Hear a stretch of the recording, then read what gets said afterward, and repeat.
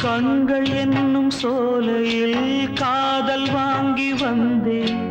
வாங்கி வந்த பின்புதான் சாபம் என்று கண்டேன். என் சாபம் தீரவே நீயும் இல்லையே. என் சோகம் பாடவே ராகம் இல்லையே. பூம் வீழ்ந்து போனது காம்பு என்ன வாழ்வது. காலம் என்னை கேள்வி கேட்குது. கேள்வி இன்று கேலியாகி போனது.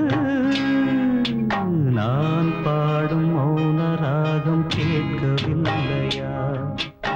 என் காதல் ராணி இன்னும் தூங்கவில்லையா? கண்ணீரில்